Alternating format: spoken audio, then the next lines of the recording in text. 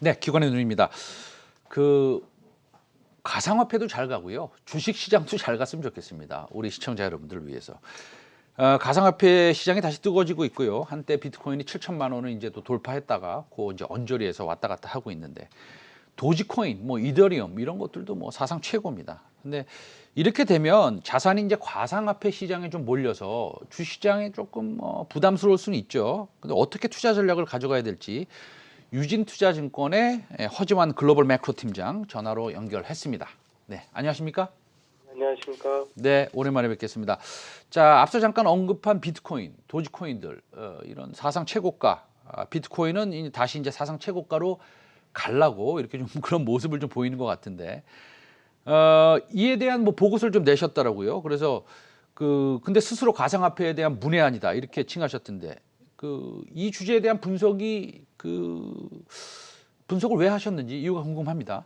네. 네, 일단은 이제 주변에 많은 분들이 문의를 주시는 게 가장 큰 이유였고요.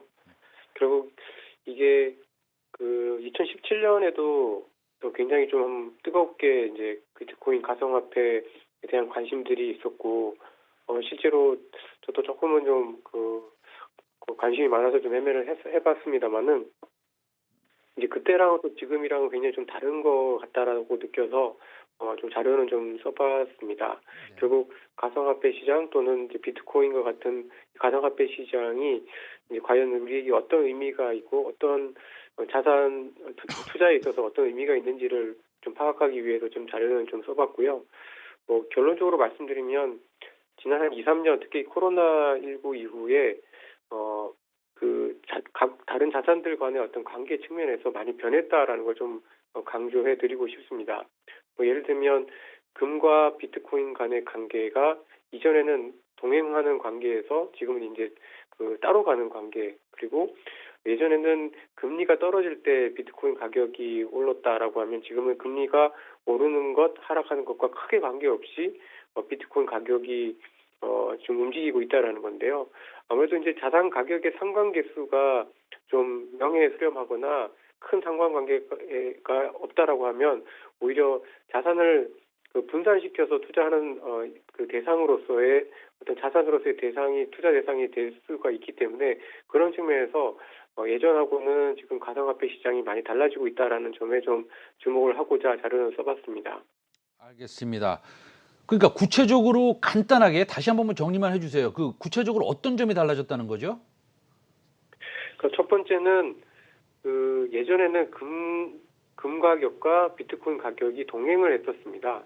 그러니까 금 가격이 갈 때 어떤 달러 화폐나 화폐에 대한 어떤 신뢰에 대한 어떤 대안으로서 금 가격이 오를 때 이제 비트코인도 따라 올라가거나 또는 굉장히 좀 변동성이 훨씬 컸기 때문에 이제 같이 올라가는 흐름이 있었는데요. 지금은 오히려 금 가격이 빠져도 비트코인 가격은 오른다라는 거고요. 그다음에 두 번째는 앞서 말씀드렸던 것처럼 이제 금리와의 관계입니다. 일반적으로 이제 비트코인을 단순히 이제 유동성의 어떤 상징이다라고 보면은 금리가 떨어질 때, 그러니까 돈이 많아서 유동성이 많아서 금리가 떨어질 때 이제 가격이 올라가게 되고 사실 실제로 지난 2, 3년 동안 그러한 모습이 굉장히 좀 강했었습니다. 그러나 최근에 비트코인을 비롯한 가상화폐 가격은 특히 작년 코로나19 이후에는 미국 국채 금리와 플러스 상관관계를 보이고 있습니다. 이 얘기는 즉슨 금리가 올라가도 그러니까 돈에 대한 어떤 이자 비용이 올라가더라도 이것이 더 이상 가상화폐 가격에 큰 영향을 주지 못한다라는 것이고요. 결국 이것은 가상화폐라는 자산 자체의 성격이 예전과 달라졌다. 저는 그렇게 좀 평가하고 싶습니다. 알겠습니다. 그런데 그렇게 유동성이 혹시나 가상화폐로 좀 쏠리게 되면 주식시장에 미치는 영향도 좀 있을 법한데 우리 허 팀장께서는 어떻게 생각하세요? 네, 분명히 개인 투자자들 입장에서는 그러한 부분들이 있을 것 같습니다. 그러나 아직까지는 가상화폐가 가격이 주는 변동성과 또 금융시장에서 특히 주식시장에서 보여주는 변동성이 사이가 좀 크기 때문에 사실 이러한 측면에서 봤을 때 완전히 대체 관계다라고 보여지진 않고요. 오히려 제가 생각할 때는 물론 차츰차츰 이제 가상화폐 가격의 변동성이 줄어들긴 하겠습니다만은 오히려 보완되는 시장으로 확화할 가능성이 높고 점차적으로 가상화폐 시장도 이 제도권 안으로 들어갈 가능성이 좀 높지 않겠나 이렇게 보고 있습니다. 알겠습니다. 그러면은 가상화폐를 직접 투자하는 것도 방법이겠지만 주식시장에서 간접적으로 투자하는 방법 그런 것들도 우리가 찾아볼 수 있겠습니까? 예, 그렇습니다. 어떻게 보면 가상화폐 가격 자체는 사실 굉장히 좀 변동성도 클 뿐만 아니라 지금 여러 가상화폐들 가운데 어떤 가상화폐가 정말 경쟁력이 있고 또 우위에 있을지 그 부분은 사실 장담하기 어렵다라고 좀 판단이 되어집니다. 따라서 오히려 가상화폐 시장이 성장함에 따라서 함께 성장할 수 있는 기업들의 가치 그리고 기업들의 어떤 성장의 어떤 추세 이런 부분에 저희가 좀 더 주목할 필요가 있지 않나라고 좀 보여지는데요. 이런 측면에서 봤을 때 세 가지 부류로 좀 생각을 해볼 수 있을 것 같습니다. 첫 번째는 앞서 말씀드린 대로 실제로 이제 가상화폐를 채굴하거나 또는 그런 채굴하고 블록체인 기술을 갖고 있는 기업들이 있을 거고 두 번째는 이제 이런 가상화폐의 거래를 일으키거나 거래에 도움을 주는 플랫폼을 제공하는 기업들이 있을 것 같고요.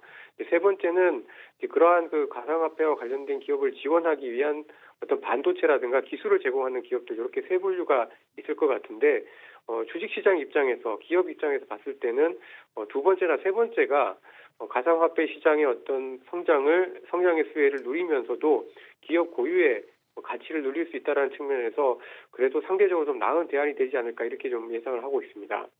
알겠습니다. 요즘에 이제 가상화폐 가격이 다시 조금 회복을 하는 듯하게 보입니다. 이게 뭐 지속적으로 그렇게 상승할지 하락할지는 정말 이 예측하기가 어려운데요. 근데 한번 또 하락하면 또 올라간 것처럼 또 빠르게 하락하기도 하는 게 항상 뭐라 그럴까요? 좀 겁을 많이 먹죠, 사람들이. 그래서 그런 측면이 있는데 그렇다면 우리가 좀 이렇게 투자를 할 때 좀 유의할 점이 있을 것 같은데 우리 허 팀장께서는 뭐 어떤 것을 우리가 유의해야 될까요?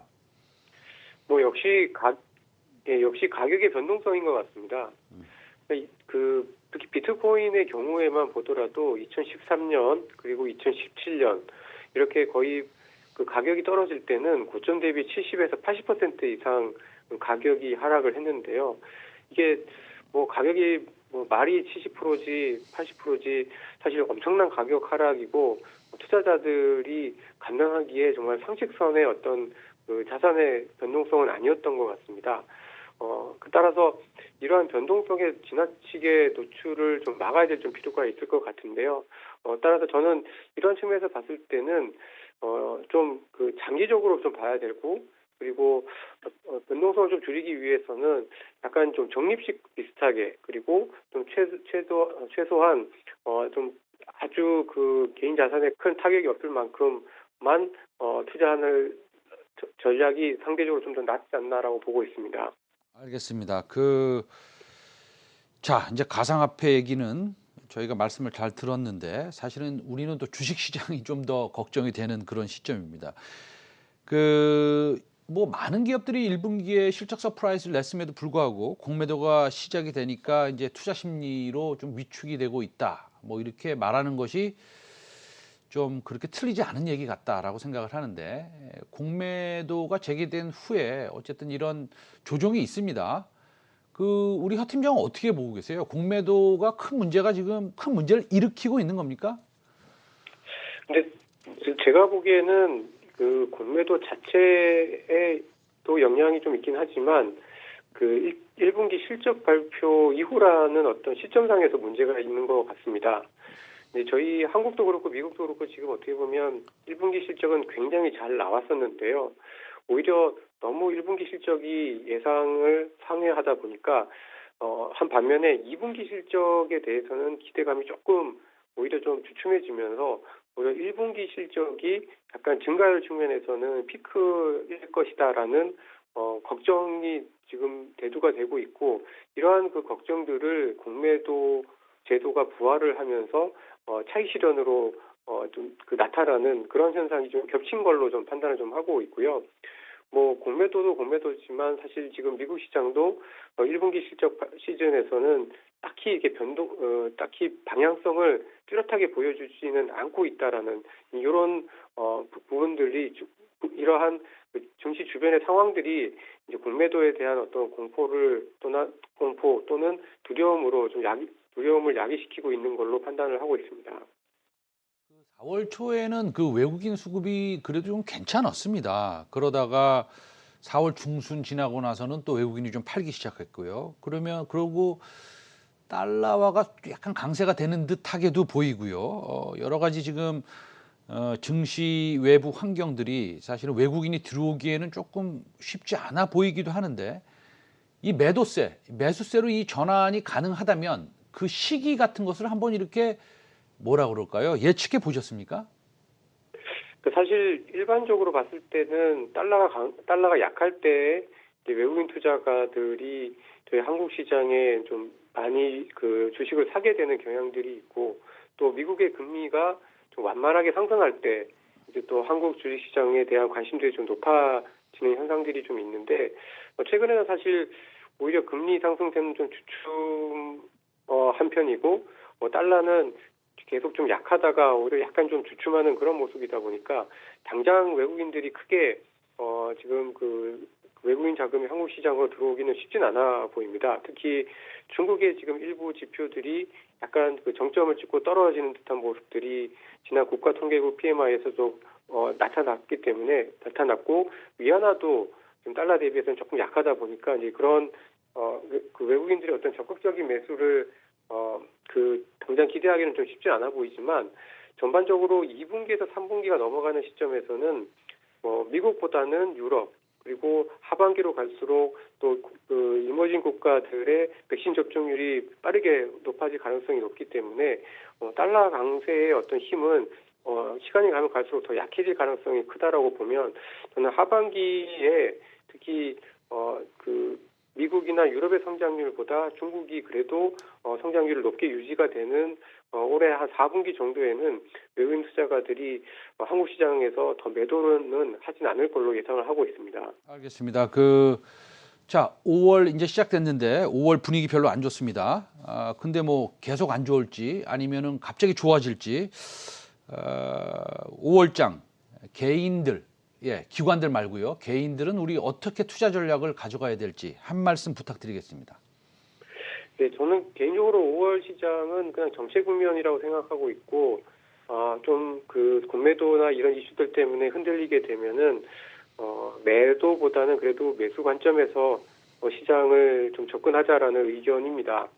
물론 그 최근에 1분기 실적 이후에 아주 강한 주식 시장의 어떤 상승 재료는 부족하긴 하지만 기업들의 실적은 꾸준하게 올해 연말 내년까지도 이어질 수가 있기 때문에 그런 측면에서는 여전히 기회는 있다라고 보고 있고요.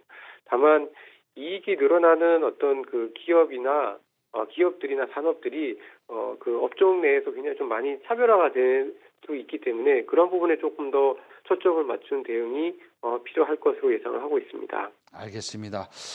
오늘 말씀 잘 들었습니다. 5월에도 매도보다는 하락 시에 매수 관점이다. 당연히 분할 매수해야겠죠. 네. 오늘 여기까지 말씀 잘 들었습니다. 유진투자증권의 허재환 글로벌 매크로 팀장이었습니다. 감사합니다. 네, 감사합니다.